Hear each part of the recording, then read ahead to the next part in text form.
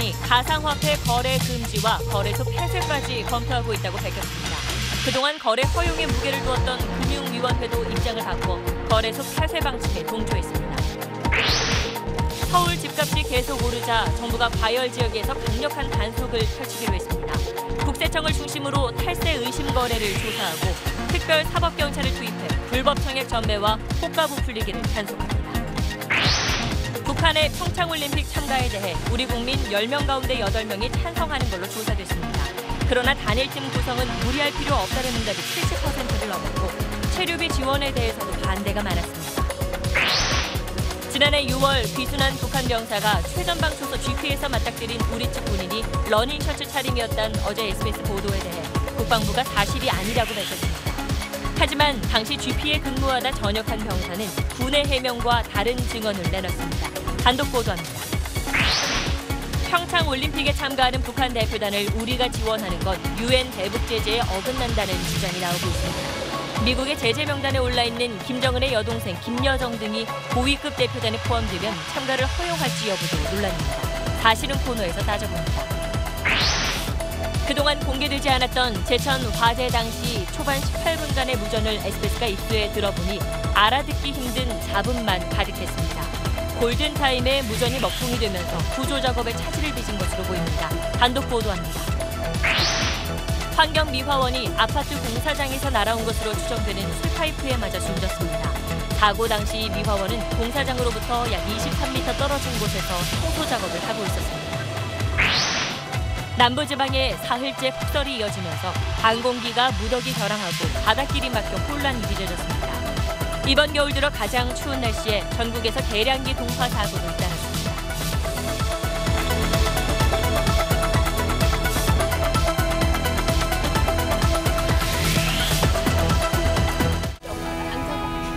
마스크가 필요 없는 세상으로. 내일을 바꾸는 현대 수소전기차. 여러분 안녕하십니까? 과열된 가상화폐 시장의 부작용을 막기 위해서 거래소 폐쇄를 추진하고 있다고 오늘 법무부 장관이 직접 밝혔습니다. 어제 SBS가 단독으로 전해드렸던 거래소 폐쇄 법안 추진을 공식 인정한 겁니다. 그동안 이 폐쇄에 부정적이었던 금융위원회 역시 입장을 바꿔 거래소 폐쇄 방침을 밝혔습니다. 오늘 첫 소식 먼저 민경호 기자입니다. 박상기 법무장관은 오늘 신년 기자간담회에서 가상화폐 거래소를 전면 폐쇄하는 법안을 만들고 있다고 밝혔습니다. 그러면서 가상화폐는 투기와 도박과 같은 양상으로 거래되고 있다고 말했습니다. 지속적으로 거액을 투자하면 큰 손실을 볼 수 있다고 경고했습니다. 박 장관은 부처 간 이견이 없다고도 강조했습니다. 이에 화답이라도 하듯 그동안 거래의 투명성을 높이는 수준의 규제 강화를 주장했던 금융위원회도 오늘 국회 답변에선 폐쇄까지 추진하겠다고 돌아섰습니다. 폐쇄 또는 금지 이 특별법 제정 추진하겠다. 어떻게 생각하십니까? 네, 그런 법을 제정할 필요가 있다고 생각하고 법무부와 같은 의견입니다. 금융위 역시 지금의 거래 양상은 정상적인 상황이 아니라고 판단한 겁니다. 가상화폐 유용성에 근거를 둔 것이 아니라 남들이 계속 비싸게 사줄 것이라는 그러한 근거에 의해서 가격 상승과 거래가 지속되고 있기 때문에 가상화폐를 규제한다고 블록체인 기술 발전을 저해하는 건 아니라고도 말했습니다. 법무부와 금융위 두 수장은 거래소 폐쇄 특별법이 국회를 통과하기 전까진 현행법 안에서 추가 규제를 할 수 있다고도 밝혔습니다. SBS 민경호입니다. 자, 이렇게 정부가 거래소 폐쇄 방침을 밝히자 가상화폐 투자자들은 청와대 청원 사이트에 폐쇄 반대 내용을 잇따라 올리며 강력하게 반발했습니다. 그러자 청와대는 방침이 확정된 건 아니라면서 수습에 나섰지만 찬반 논란은 더욱 거세지고 있습니다. 계속해서 최우철 기자입니다.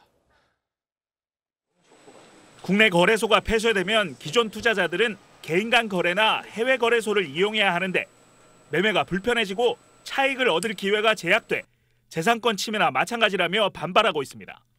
세계적인 흐름에 너무 뒤처지는 게 아닌가. 20, 30대가 많이 투자를 하는데 너무 투기로 보이고. 불만은 곧바로 청와대 국민청원 사이트로 번졌습니다. 거래소 폐쇄를 반대하는 청원이 수천 건에 달했고 한 청원은 5만 명 이상의 동의를 얻기도 했습니다. 심지어 블록체인과 가상화폐의 전문성이 부족하다며 금융감독원장의 해임을 요구하는 청원까지 등장했습니다. 정부의 투기 근절 의지만큼은 명확히 전달됐지만 거래소 폐쇄 특별법이 실현될지는 미지수입니다. 야당뿐 아니라 여당 일부 의원들도 SNS를 통해 반대 의견을 밝혔습니다. 블록체인 협회는 가상화폐 거래를 범죄시하는 데 우려를 표한다며 국회 논의 과정을 지켜보겠다고 밝혔습니다. 특별법 통과 가능성이 불투명하다는 전망이 힘을 얻으며 한때 200만 원 넘게 급락했던 비트코인 가격이 반등하는 등 가상화폐 가격은 종일 출렁였습니다. 논란이 가열되자 청와대는 거래소 폐쇄가 확정된 방침은 아니며 부처 간 조율이 더 필요하다며 수습에 나섰습니다. 그러나 청와대 내부에선 여러 방안 가운데 법무부의 폐지 방안에 더 무게를 두고 있는 것으로 알려졌습니다. SBS 최우철입니다. 정부가 이렇게까지 특단의 카드를 꺼내든 건 가상화폐 시장을 이대로 더 이상 방치할 수 없다고 판단했기 때문입니다. 도박장이나 투기판처럼 전락해서 사회적인 폐해가 너무나 심각하다고 정부는 보고 있습니다. 이 소식은 정연 기자입니다. 24시간 심한 등락을 보이는 탓에 밤잠 못 자며 시세에서 눈을 떼지 못하는 비트코인 좀비. 하루 종일 그냥 이거 보고 있는 거죠. 못 듣는 거죠. 투기 열풍으로 한국에서 유독 비싸진 이른바 김치 프리미엄. 모두 이상 과열을 나타내는 신조어들입니다. 직장인과 취업 준비생들까지 현금을 싸들고 동남아로 원정 투기에 나서기도 하고 누군가가 수십억, 수백억 원을 벌었다는 확인되지 않은 소문들은 상대적 박탈감을 불러왔습니다. 최대 90억 벌었다는 사실입니다. 10억을 넘게 벌어가지고 강남 집을 샀다는 친구도 있고요. 남들은 다 돈 버는데 나는 돈 못 버는 거 아닌가라고 하는. 시세 조종이 이뤄진다거나 해킹 등 거래소 전산 사고가 자작극일 수 있다는 의혹도 끊이지 않습니다.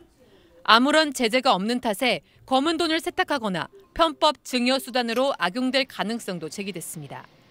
정부 고위 관계자는 300만 명 이상이 뛰어든 가상화폐 시장의 이상 과열을 방치할 경우 정권 차원의 부담이 될 수 있다고 말했습니다. 거래소 폐쇄가 실제 이뤄지기 위해선 넘어야 할 산이 많지만 그 이전에도 계좌 제공 중단 등 다른 억제 카드가 나올 가능성이 큰 상황입니다. SBS 정연입니다. 가상화폐만큼 뜨거운 곳이 바로 부동산 시장입니다. 정부 규제와 이딴 경고에도 불구하고 서울 강남 아파트값 급등세는 수그러들지 않고 있습니다. 한국감정원 조사 결과 지난주 송파구가 1.1% 올라 지난 2013년 시세 작성 이후 최고치를 기록했고 강남과 양천구 역시 가파른 상승세를 이어갔습니다. 문제는 강남 재건축에서 시작된 과열 양상이 다른 지역으로까지 번지고 있다는 겁니다. 그러자 오늘 김동연 부총리가 직접 나서 사실상 부동산 투기와의 전면전을 선언했습니다. 조성현 기자입니다. 서울 강남구와 마주보는 성동구는 한강과 가깝고 서울 숲을 끼고 있어 최근 강남권 못지않게 집값이 뛰었습니다. 24평은 8억 7,500까지 됐고요. 1억 정도는 오른 것 같은데 일반에서 팔고 오신 분들도 있고요. 광진구와 마포구도 서울 평균 오름폭을 넘어섰습니다. 강남권 재건축 단지 중심으로 이어지던 집값 상승세가 강북권까지 번지고 있는 겁니다. 김동연 경제부총리는 이런 집값 급등의 주범으로 투기 수요를 지목하고 전면전을 선언했습니다. 부동산 투기는 실수요자의 주택 구매를 어렵게 하는 등 국민 삶의 질 개선의 핵심인 주거 안정을 위협하는 것입니다. 국세청은 다주택자가 실제 자기 돈으로 집을 사놓고도 자녀가 산 것처럼 꾸미거나 변칙 증여한 사례 등을 집중 추적할 방침입니다. 또 국토부와 지자체는 합동점검반을 구성해 분양권 불법 전매와 호가 부풀리기 현장을 단속하기로 했습니다. 재건축 초과이익 환수제가 적용되는 단지 세대주에게 세대별 부담금이 얼마나 나올지 5월까지 통보하고 주거복지 로드맵에 따른 공공주택지구 40곳도 조기에 확정하기로 했습니다. SBS 조성현입니다. 다음 소식입니다. 그제 남북 고위급 회담을 기점으로 얼어붙은 남북 관계에 변화의 조짐이 나타나고 있습니다. 그래서 SBS는 국회의장실과 함께 긴급 여론조사를 실시했습니다. 먼저 북한의 평창 올림픽 참가에 대한 반응과 남북 단일팀 구성에 대해선 어떻게 생각하는지 권란 기자가 먼저 전해드립니다. 북한의 평창올림픽 참가를 환영하는 사람은 응답자의 81.2%에 달했습니다. 하지만 남북한 공동 입장이나 단일팀 구성 문제는 좀 달랐습니다. 개막식에서 남북 선수단이 한반도 길을 들고 공동 입장하는 것에 대해 가급적 하는 게 좋다는 의견은 50.1, 무리할 필요 없다는 의견은 49.4로 비슷했습니다. 단일팀은 무리해서 할 필요 없다가 72.2로 가급적 구성해야 한다보다 2배 이상 많았습니다. 특히 20, 30대 젊은 층에선 단일팀이 불필요하다는 의견이 82%에 달했습니다. 우리 정부가 북한 대표단의 체류비를 지원하는 데 대해선 반대가 52.4, 찬성이 43.4로 반대가 좀 더 많았습니다. 지난 9일 열린 남북 고위급 회담이 남북관계 개선에 도움이 된다 56.0, 도움되지 않는다가 42.9로 긍정 의견이 더 많았습니다. 고위급 회담 의제를 올림픽부터 순차적으로 진행한 건 잘했다는 의견이 69.3으로 북핵 문제도 함께 다뤄야 했다는 의견보다 2배 이상 많았습니다. 일거에 무엇이 해결될 거라고 기대하지는 않는 것 같고 인내심을 가지고 꾸준히 노력을 해봐야 되겠다고 하는 의지의 표현이다. 평창올림픽에 대한 국민의 관심은 경제에 미칠 영향, 남북관계 개선, 국제사회의 좋은 평가에 골고루 나뉘는 것으로 나타났습니다. SBS 권란입니다. 이번엔 한반도 안보 상황에 대한 국민의 평가가 어떤지 알아보겠습니다. 좋아질 거라는 기대감은 높아졌지만 한미 군사훈련이나 대북 제재를 완화하는 조치는 서두르지 않아야 한다는 목소리가 많았습니다. 이어서 최재영 기자입니다. 우리 국민 10명 중 7명은 올해 한반도 안보 상황이 나아질 거라고 봤습니다. 지난달보다 개선에 대한 기대감이 급상승했습니다. 남북 고위급 회담, 북한의 평창올림픽 참가 확정, 미국의 남북 대화 지지 등이 잇따른 영향으로 보입니다. 남북관계 개선을 위해서는 제재보다는 대화에 집중해야 한다고 생각하는 국민도 2배 정도 많았습니다. 대화를 통한 한반도 긴장 완화에 대한 기대는 이렇게 높아졌지만 북한을 바라보는 시선은 객관적이고 냉정했습니다. 평창올림픽 기간 중단하기로 한 한미 군사훈련을 올림픽이 끝난 뒤에는 남북 대화 일정과 별개로 재개해야 한다는 응답자가 70%에 달했습니다. 개성공단과 금강산 관광 재개는 북한의 핵과 미사일 실험 중단 등이 이루어져야 가능하다는 의견이 66.9%였습니다. 이산가족 상봉 행사는 추진해야 한다는 의견이 많았지만 모든 이산가족 상봉을 위해 북한과 인도적 지원을 맞교환하는 방식엔 찬반 의견이 팽팽했습니다.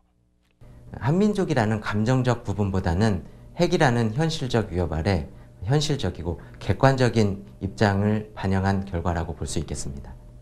2020년까지 북핵 폐기 합의를 도출하겠다는 문재인 대통령의 계획은 가능성이 작다고 보는 사람이 더 많았습니다. SBS 최재영입니다. 문재인 대통령이 어젯밤에는 트럼프 미국 대통령, 또 조금 전에는 시진핑 중국 국가주석과 잇따라 전화회담을 했습니다. 남북 대화가 북한과 미국의 대화로까지 이어질 수 있다는 데 공감하며 대화 국면에 힘을 실었는데 북미 대화 성사의 조건과 그 가능성을 남승모 기자가 짚어봤습니다. 문재인 대통령이 어젯밤 트럼프 미국 대통령과 전화통화를 하고 남북 고위급 회담에 대해 설명했습니다. 두 정상은 남북 대화가 북미 대화로까지 이어질 가능성이 있다는 데 공감했습니다. 트럼프 대통령은 남북 대화가 진행되는 동안에는 어떤 군사적 행동도 없을 거라면서 적절한 조건 아래 북한이 대화를 원할 경우 미국은 열려 있다고 말했습니다. 문 대통령의 한반도 운전자론에 힘이 실린 모양새입니다. 오늘 오후 5시 반 한중 정상통화에서도 시진핑 주석은 문 대통령의 남북관계 개선과 한반도 비핵화 병행 추진에 적극적인 지지를 나타냈습니다. 문제는 지금부터입니다. 미국은 북미 대화가 북핵 해결을 위한 자리여야 한다고 강조하는 반면 북한은 핵은 협상의 대상이 아니며 대북 적대 정책 폐지가 먼저라고 맞서고 있습니다. 대화 시작 자체가 쉽지 않습니다. 비핵화 진전 없이 평창 이후를 맞이한다면 한미훈련 재개와 맞물려 대화 동력은 크게 떨어질 수밖에 없습니다. 결국 그 전까지 한반도 평화정착이란 포괄적 주제로라도 북한을 협상 테이블에 앉힐 수 있느냐가 북미 대화로 가는 관건으로 보입니다. 그 첫 가늠전은 펜스 부통령이 이끄는 미국 대표단과 북한 고위급 대표단의 평창에서의 만남이 될 걸로 보입니다. SBS 남승모입니다. 지난해 6월 우리 군의 최전방 감시 초소인 GP의 추진 철책을 넘어 귀순한 북한 병사의 증언 어제 단독 보도해드렸습니다. 당시 GP에서 뛰어나온 우리 군이 러닝 셔츠 차림에 방탄 헬멧도 쓰지 않았다는 주장에 대해서 국방부는 오늘 확인된 사실이 아니라고 밝혔습니다. 그런데 저희 취재진이 해당 GP에서 사병으로 복무했던 한 전역자에게 당시 상황을 들어봤더니 군의 해명과는 사뭇 달랐습니다. 먼저 원종진 기자입니다. 귀순한 북한 병사 A씨는 GP에서 우측으로 뻗은 추진 철책을 넘은 뒤에도 3분 넘게 시간을 보냈습니다. 갈 수 있습니다. 갈 수 있죠. 가는 길이고 길도 보이고 현재 마음먹으면 갈 수 있죠. 그리고 200m가량을 천천히 걸어갔고 GP 100m 거리에 다다라서야 우리 군이 GP에서 뛰쳐나왔다고 말했습니다. 그 군인은 러닝 셔츠 차림에 방탄 헬멧도 쓰지 않았다고 기억했습니다. 방탄 헬멧도 안 쓰고 방탄이라나 있고 총을 들고 나왔어야지. 바쁘니까 한 명이 나왔습니다. 한 명. 러닝 셔츠 차림의 조우에 대해 군 당국은 어제 확인된 사실이 아니라고 반박했습니다. 그런데 SBS가 귀순 사건 당시 그 GP에서 복무했던 전역병에게 들은 이야기는 사뭇 달랐습니다. 귀순병이 철책을 넘었다는 보고가 들어온 뒤 소대원 중 한 명이 반팔 차림 그대로 뛰어나갔다는 겁니다. 300m가 좀 앞에서 발견된 거지 않습니까? 급박한 상황. 그때 입고 있던 반팔 티셔츠 그거 입고 그냥 소총만 휴대 한 차로 나간 거였고. 전역병은 반팔 차림의 그 군인은 당시 중이었던 GP장이었다고 증언했습니다. 그 전에 이제 GP장도 밥 먹고 시간이지 않습니까? 그 타임에 이제 저희랑 교육을 해주고 있었는데 GP장이 왜 러닝셔츠 차림으로 귀순병을 맞이했냐는 질문에 국방부는 GP장이 아닌 중사계급인 부GP장 등 9명이 규정된 복장과 군장을 착용하고 귀순을 유도했다고 밝혔습니다. SBS 원종진입니다. 저희 취재진의 귀순 과정을 털어놓은 북한 병사는 추진 철책이 보조 시설물에 불과하다는 우리 군의 해명을 듣고 크게 실망했다고 말했습니다. 북한이라면 상상도 하지 못할 일이라는 겁니다. 해당 GP에 근무했던 한 병사 역시 추진 철책이 뚫린 건 분명한 잘못이라고 말했습니다. 계속해서 이성훈 기자입니다. 합동참모본부는 귀순병사가 추진 철책을 아무런 제재 없이 넘었다는 어제 SBS 보도에 대해 추진 철책은 보조시설물로 적의 접근을 원천적으로 거부하는 GOP 철책과는 다르다는 입장을 밝혔습니다. 적의 접근이 가능하다는 입장으로 해석됩니다. 이런 우리 군의 입장을 들은 귀순병사는 북한 GP에서의 근무 생활을 떠올리며 있을 수 없는 일이라고 말했습니다. 북한에서 차단물을 하셨으니까 차단물이 뚫리면 한마디로 말하면 평형이 뚫리고 장군님이 계시는 집무실 뚫린다. 당시 해당 GP에서 근무를 했던 전역병사는 SBS와의 통화에서 귀순 유도 작전은 성공적이었지만 추진 철책이 뚫린 점은 분명한 실수라고 밝혔습니다. 그 팀 사이로 이제 들어왔다고 저희는 그렇게 알고 있는데 그거는 분명히 이제 저희의 실수가 있었고 완전히 정부리하는 거는 그 점은 저희의 잘못도 있었다고. 특히 최전방 군무병에게 GP가 눈이라면 추진 철책은 눈을 보호하는 각막과도 같다고 강조했습니다. 또 귀순 유도 작전 시 북한군 추격조를 차단할 수 있다는 점에서 추진 철책은 단순한 장애물이 아니라고 언급했습니다. 2015년 목함질의 도발과 같은 사건이 있었음에도 불구하고 수년간 추진 철책에 대한 방호 대책이 충분하지 않았다라고 하는 점에는 문제가 있는 것이 아니냐 볼 여지가 있습니다.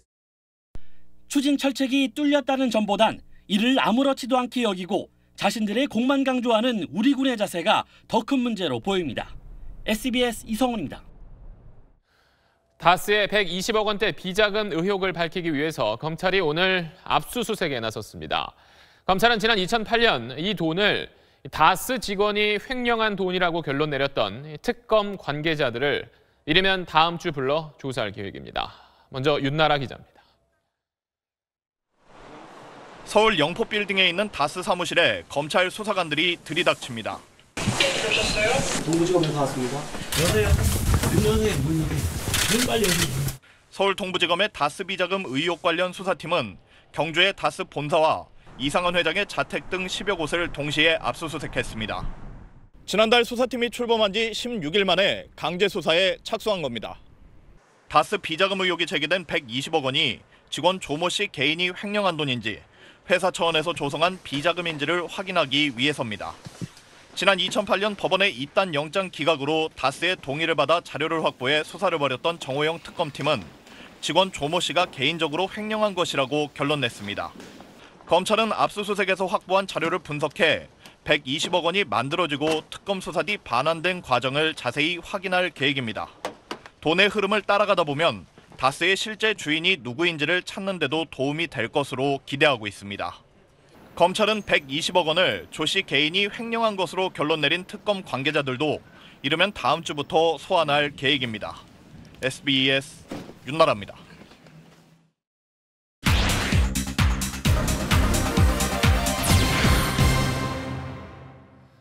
다스의 최대 주주였던 이명박 전 대통령의 처남 김재정 씨가 숨진 뒤에 김 씨의 부인은 상속받은 다스 주식의 일부를 상속세로 냈습니다.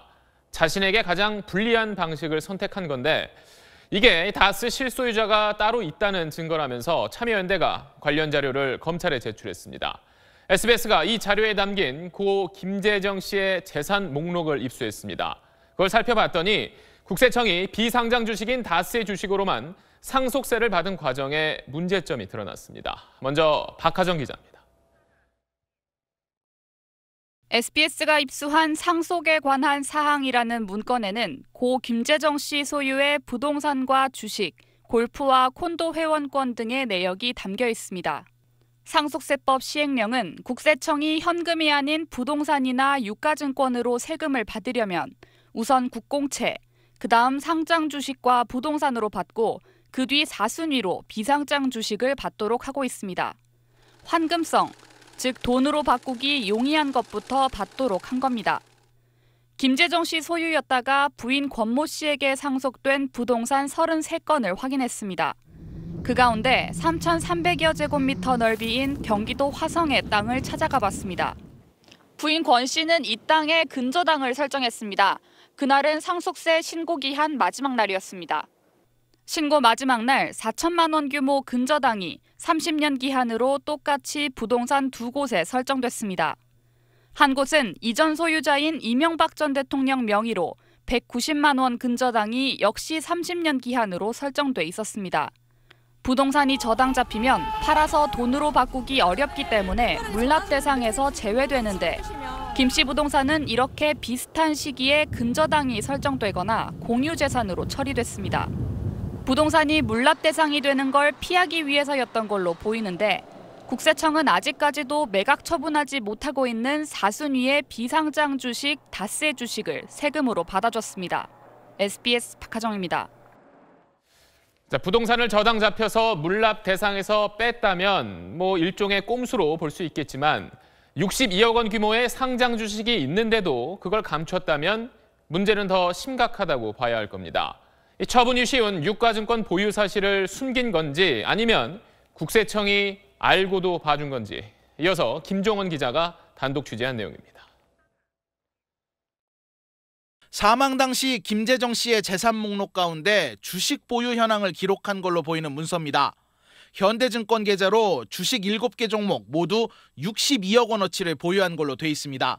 처분이 용이한 이런 상장 주식은 국공채 다음 순위의 2순위 세금 물납 대상입니다. 국세청이 납세자의 주식 보유 현황을 파악하는 것도 그리 어려울 일은 아닙니다. 하지만 국세청은 비상장 주식인 다스 주식으로만 세금을 받아줬습니다. 상장 주식만 있었으면 그냥 돈 내야 되는 거예요. 본인이 대출을 받아서 내건 상장 주식을 팔아서 내건 이렇게 해서 내야 되는 건데 지금은 정말 참 묘하게도 오히려 역으로 이거를 그렇게 이용할 수 있게 돼버린 상황이 된 거죠. 콘도와 골프, 피트니스 회원권도 21억 원 규모로 갖고 있는 걸로 기록돼 있습니다. 국민재산 되찾기 운동본부는 이 문건을 다스 실소유자를 입증해주는 청와대 작성 문건으로 본다며 국세청을 고발하는 방안을 검토하고 있다고 밝혔습니다. 이런 조치를 통해서 실제로 이익 받는 사람은 제3자가 있다는 이야기죠. 국세청까지도 움직일 수 있는 힘 있는 사람이 있지 않을까 하는 의심이, 국세청이 평소에 하는 바하고 다르게 움직였으니까 이 일에 국세청이 개입이 안 되고는 될 수 없는 거라고는 강하게 의심하는 거죠. 상속세 물납 당시 국세청장이었던 이현동 씨는 특혜가 있었느냐는 취재진의 질문에 규정이 있는데 특혜를 주는 건 불가능하다며 의혹을 일축했습니다. 고 김재정 씨 부인 권 씨의 입장을 들으려 했지만 접촉할 수 없었습니다. 상장 주식과 각종 회원권 같은 돈으로 바꾸기 쉬운 재산들이 왜 납부 대상에서 빠졌는지 검찰 수사에서 규명돼야 합니다. SBS 김종원입니다.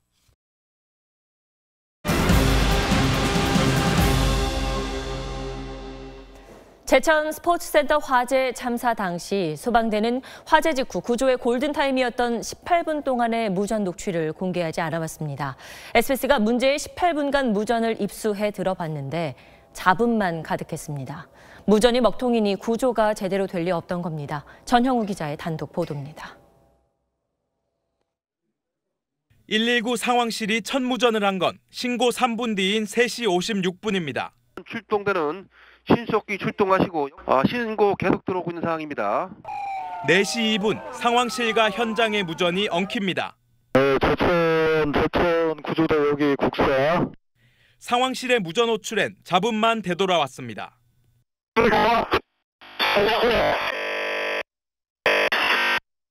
이때는 이미 불길이 2층을 집어삼킨 상황.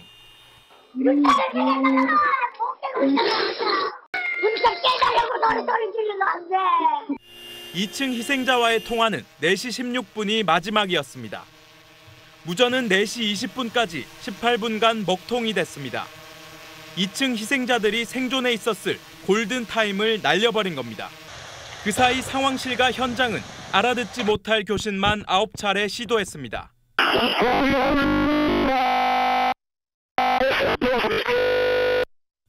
무전이 다시 통하기 시작한 4시 20분 이후에도 건물 밖에 매달린 사람을 언급할 뿐 2층 수색에 대한 무전은 없었습니다.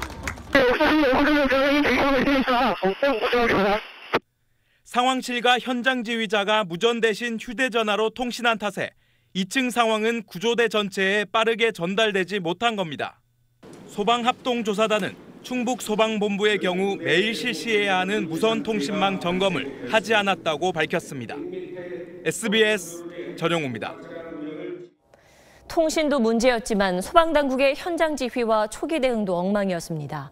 무전이 먹통이었을 때 휴대전화를 통해 2층에 구조 요청자가 많다는 연락을 받고도 적극적으로 대응하지 않았습니다. 이어서 조재근 기자입니다. 2층 여성 사우나에 구조를 요청하는 사람이 많다는 사실은 오후 4시 4분 처음 현장에 전달됐습니다.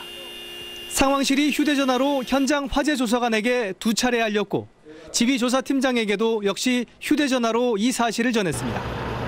하지만 지휘조사팀장은 현장 대원들에게 이를 전파하지 않았습니다. 2층 창문을 깨지도 않았고 건물 뒤편 비상구도 찾지 못했습니다. 2층에서의 구조 요청 전화는 4시 12분까지 계속됐고 그때 도착한 소방서장도 이런 사실을 보고받고도 역시 적극적인 구조에 나서지 않았습니다. 이후 4시 33분에야 지하층 수색을 마친 구조대원들에게 2층 창문을 깨고 진입하라고 지시했습니다. 2층 구조 요청이 현장에 전달된 지 30분 가까이 지난 뒤에야 첫 진입 지시가 내려진 겁니다. 적정한 상황 판단으로 화재 진압과 인명구조에 최선을 다해 지휘를 하여야 하는 지휘관들은 상황 수집과 전달에 소홀했으며 인명구조 요청에도 즉각 반응하지 않는 부실이 드러났습니다. 유가족들은 여전히 진실이 규명되지 않았다며 추가 조사를 요구했습니다. 소방청이 아닌 제3의 기관 또는 국회 차원에서 보다 폭넓고 객관적으로 특별 조사를 해주시기를 정중히 요청드립니다. 합동조사단은 충북소방본부장을 직위 해제, 소방본부 상황실장과 제천 소방서장, 지휘조사팀장에 대해선 중징계를 요구했습니다. SBS 조재근입니다. 매서운 추위 속에 마른 하늘의 날벼락 같은 사건이 잇따라 벌어졌습니다. 길에서 청소 작업을 하던 환경미화원이 느닷없이 날아온 쇠파이프에 맞아 숨진 겁니다. 또 길 가던 노인이 갑자기 쓰러진 가로수에 맞아 다치기도 했습니다. 이현영 기자입니다. 어제 오후 3시 반쯤 경기도 고양시 3차선 도로 옆에서 환경미화원 이모 씨가 갑자기 쓰러졌습니다. 어디선가 날아온 쇠파이프에 머리를 맞고 그 자리에서 숨졌습니다. 주변에 쇠파이프가 떨어질 만한 곳은 대우건설의 36층 아파트 공사 현장뿐입니다. 길이 2.5m짜리 쇠파이프는 23m 떨어진 길 건너편 이곳 인도로 떨어졌습니다. 여기 지금 맞아갖고 휘어 있잖아요. 이게 일자거든요. 여기에서 맞아갖고 휘었다는 건데. 화장실 천장을 받치는 데 쓰는 건물 내부 자재가 어떻게 23m나 날아왔는지 의문입니다. 사고 당시 아파트에선 13명이 여러 층에 나뉘어 일하고 있었습니다. 화장실 안에서 작업하는 거예요. 일부러 이렇게 끄집어내서 이렇게 안 뜯긴 이상은 사실 이게 밖으로 나가기는 사실 힘든 상황이에요. 비슷한 시각 서울 서초구에서는 가로수가 갑자기 쓰러졌습니다. 지나던 70대 남성이 나무에 얼굴을 비켜맞아 코뼈가 부러졌습니다. 누가 이건 나무가 뭐 쓰러지라고 생각도 안 하죠. 근데 갑자기 저거는데 나무가 그냥 갑자기 팍 얼굴을 쳤는데. 확인 결과 가로수는 밑동이 다 썩은 상태였습니다. SBS 이현영입니다. 충청과 호남, 제주에 사흘째 폭설이 쏟아졌습니다.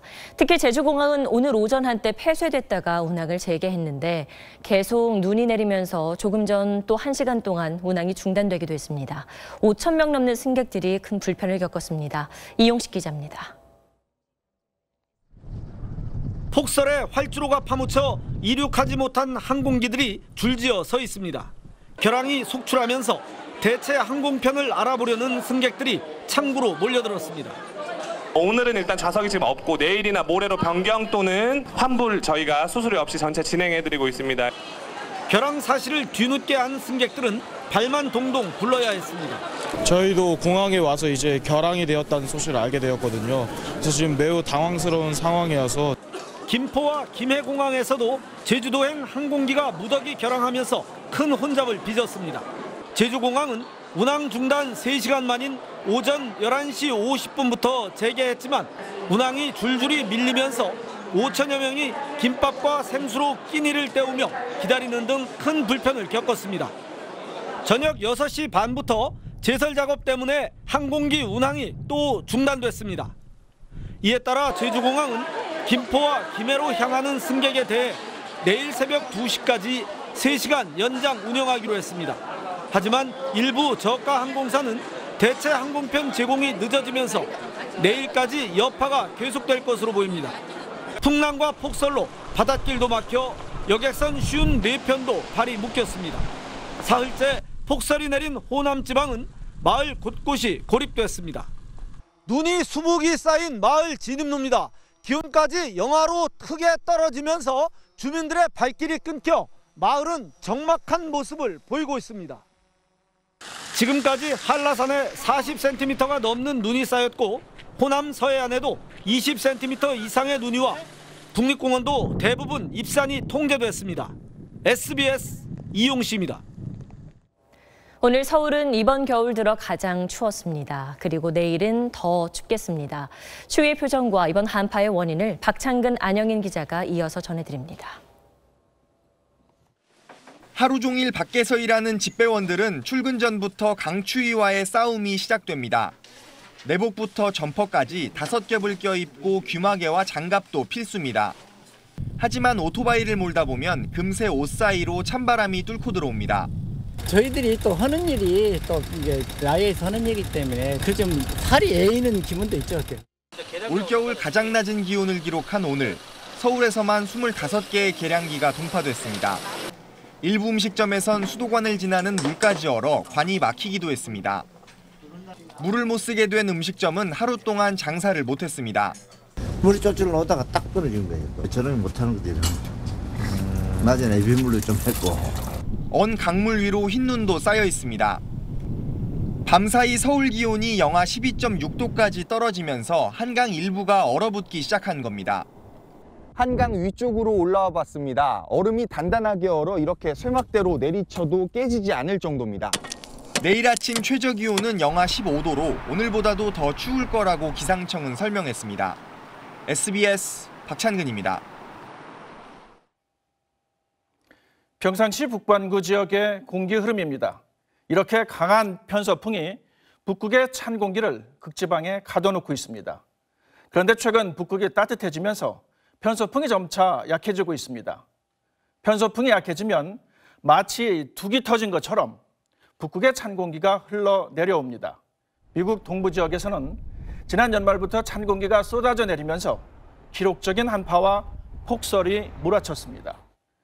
이번에는 한반도를 포함한 동아시아 지역으로 북극의 찬 공기가 쏟아져 내려오고 있습니다. 특히 시베리아와 북태평양에 강한 고기압까지 만들어져 북쪽의 찬 공기를 더욱 빠르게 끌어내리고 있습니다. 올겨울 최강 한파가 찾아온 이유입니다. 하지만 이 찬 공기는 한반도에 오래 머물지 않을 것으로 보입니다. 모레부터는 찬 공기가 다시 북쪽으로 올라가면서 한파가 누그러지고 서해안과 섬지방의 눈도 그칠 전망입니다. SBS 안영인입니다.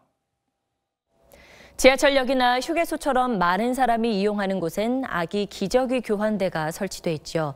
하지만 이용할 때 찝찝하다는 부모가 많은데 실제로 위생 상태도 엉망이고 추락 같은 안전사고에도 취약한 게 드러났습니다. 김혜민 기자입니다.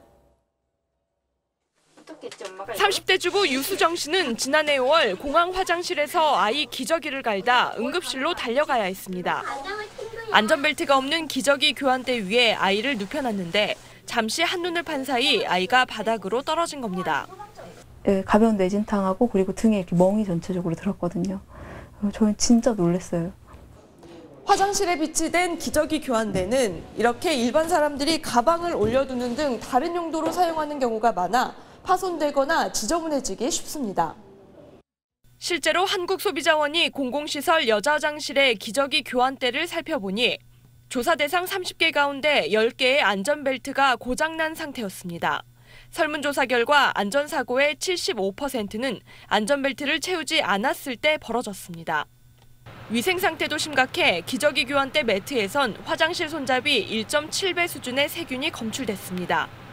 7개에선 복통과 구토, 설사 등을 일으키는 황색 포도상 구균이, 4개에선 대장균이 나왔습니다.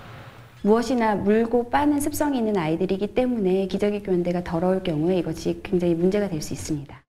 소비자원은 공공시설 기저귀 교환대에 대한 위생 기준을 마련하도록 관계부처에 요청할 계획입니다. SBS 김혜민입니다. 웹툰이 인기를 얻으면 작가도 스타 대우를 받는데 작가 우대 전략으로 유료 웹툰 업계 2위까지 급성장한 레진 코믹스라는 회사가 있습니다. 그런데 작가들을 우대한 게 아니라 홀대해 논란이 일었고 여기에 불만을 표시한 작가는 회사 블랙리스트에 올려 불이익을 줬다는 증거도 나왔습니다. 심우섭 기자의 보도입니다. 레진 코믹스 본사 앞에서 작가 수십 명이 항의의 목소리를 높입니다. 갈등은 2015년으로 거슬러 올라갑니다. 작가에게 최소 수입을 보장하는 대신 수익 분배 계약을 업계 최저인 작가 3대 회사 7로 바꾸고 원고가 늦어질 경우 지각비도 물리기 시작했습니다. 일부 작가들에겐 원고료를 제때 지급하지 않았습니다. 이러한 비율로 정산을 해주는 건 이상하지 않느냐, 계산을 제대로 한 것이 맞느냐. 그래서 그 다음 주에 재무이사님께서 전화를 거셔서 죄송하다라고 말씀을 하셨고, 작가들의 항의가 이어지자 회사 측은 블랙리스트로 대응했습니다. SBS가 입수한 회사 내부 이메일입니다. 회사의 방식에 항의한 작가 이름과 작품을 적어놓고 앞으로 작품을 노출하지 말 것을 대표 명의로 지시합니다. 나의 작품이 만약에 프로모션에서 빠지게 된다면 굉장히 큰 타격으로 이어지거든요. 독자가 유입이 되는 길이 완전히 막혀버리기 때문에. 회사는 블랙리스트가 직원끼리 나눈 의견일 뿐이라고 해명했지만 해당 작가들의 작품은 실제로 모든 곳에서 사라졌습니다. 작가들이 회사를 떠나고 싶어도 계약서에 발목을 붙잡힐 수밖에 없습니다. 회사가 부당하게 서비스를 중단한다고 하더라도 작가 측은 손해배상 청구도 할 수 없을 뿐만 아니라 계약을 해지할 수도 없습니다. 공정거래법 제23조 제1항에 따라 과징금을 부과받을 수 있는 계약으로 보입니다. 화난 독자들이 가세하며 레진 코믹스를 세무조사하라는 청와대 국민청원엔 8만 명이 넘게 서명했습니다. 레진은 작가들과 대화에 적극 나서겠다고 밝혔지만 작가와 독자의 마음을 되돌릴 수 있을지는 미지수입니다. SBS 심우섭입니다. 다음 소식입니다. 북한의 평창올림픽 참가 문제를 논의하기 위해서 국제올림픽위원회 IOC가 이번 달 20일 스위스에서 회의를 열기로 했습니다. 이미 북한 평양에서는 여성 응원단이 본격적인 훈련에 들어간 걸로 전해졌습니다. 이 소식은 안정식 북한 전문 기자입니다. 지난 2003년 대구 하계 유니버시아드 대회에 참가했던 북한 응원단입니다. 우리 민족끼리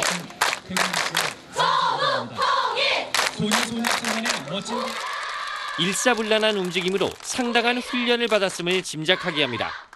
북한이 평창올림픽에 응원단 파견을 결정한 뒤 평양시 각 체육관에서 본격적인 여성응원단 훈련과 교육이 시작됐다고 대북 매체인 데일리 NK가 전했습니다. 응원단 선발 기준은 키 165cm 이상, 남한에 파견되는 만큼 탈북 방지를 위해 탈총까지 성분 문제가 없어야 합니다. 예술인재 양성기관에서 주로 선발될 것으로 보이는데 새로운 응원 방식을 고안하라는 지시까지 내려왔습니다. 기존의 응원 방식에 좀 벗어나서 우리가 이미 핵강국으로 우뚝 섰으니까 우리의 힘을 문화 위력으로도 과시하라라는 지시가 내려진 것으로. 남한 걸그룹 못지않은 춤 동작을 선보일 것이라는 얘기까지 나오고 있다고 데일리 NK는 전했습니다. IOC와의 북한 선수단 참가 논의도 본격 진행되고 있습니다. IOC는 오는 20일 스위스 로잔에서 대한체육회와 북한 올림픽위원회 등이 참가하는 회의를 연다고 밝혔습니다. 회의에서는 북한 선수단 규모와 명칭 등을 논의할 예정인데 남북은 이 회의 전에 실무회담을 갖고 사전 협의를 진행할 방침입니다. SBS 안정식입니다.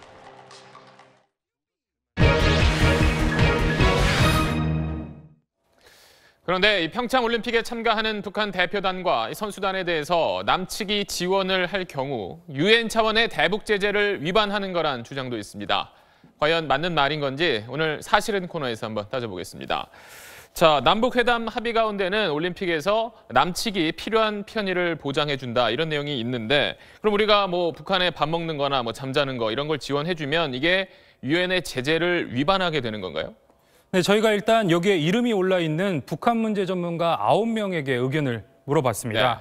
이 모두가 한 목소리로 어떤 형태로든 북한에 현금이 지급되는 건 안 된다고 했습니다. 유엔 대북 제재 결의는 생계 같은 인도주의적 목적에 대해서만 대북 지원이 가능하도록 돼 있는데 여기에도 조건이 붙습니다. 군사적으로 전용이 가능해서는 안 된다는 건데요. 그러니까 북한 방문단에 단돈 1원이라도 현금이 지원되는 건 유엔 결의 위반이 되는 겁니다. 따라서 북한에 숙박이나 식사는 제공을 하되 그 비용은 우리 측이 민간에 대신 내주면 문제는 없는 겁니다. 그렇군요.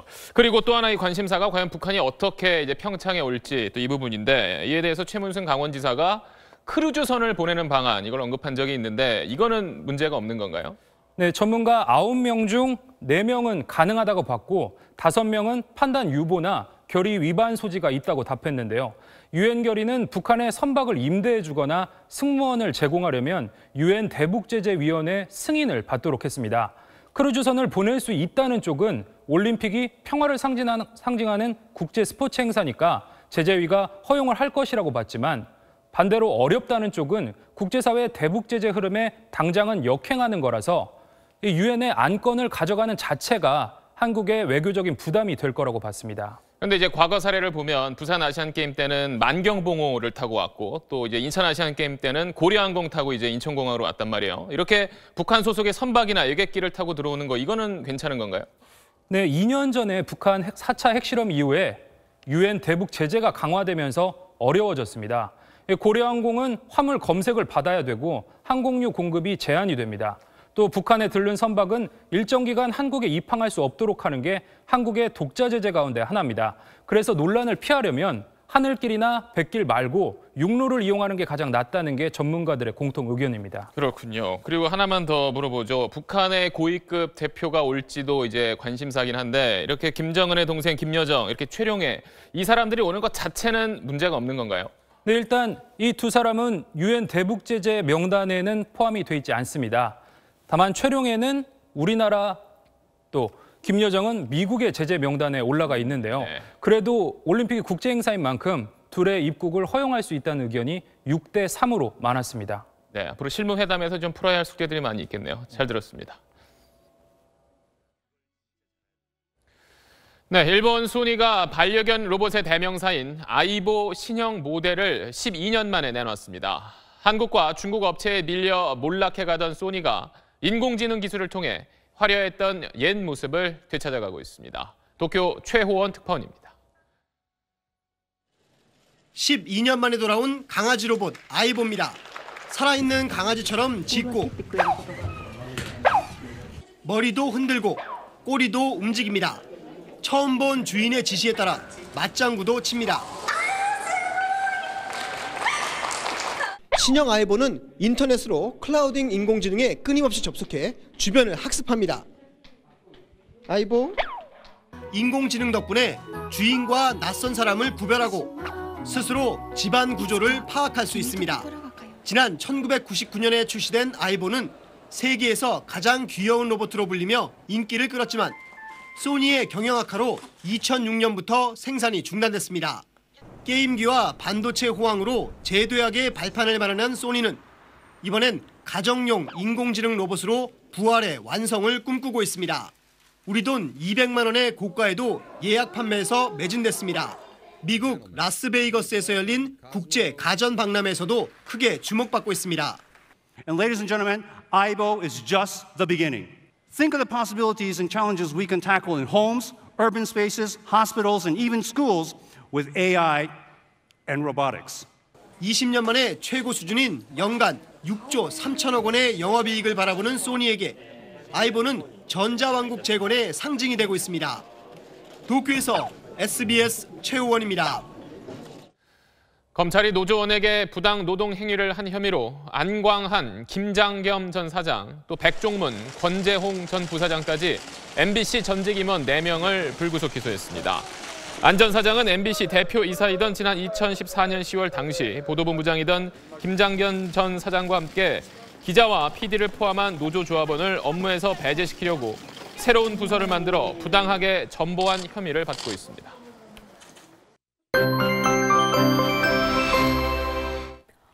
내일 아침은 이번 겨울 들어 가장 추워지겠습니다. 한파특보가 조금 더 확대되면서 내일 서울의 아침 기온은 영하 15도, 철원 영하 23도를 기록하겠습니다.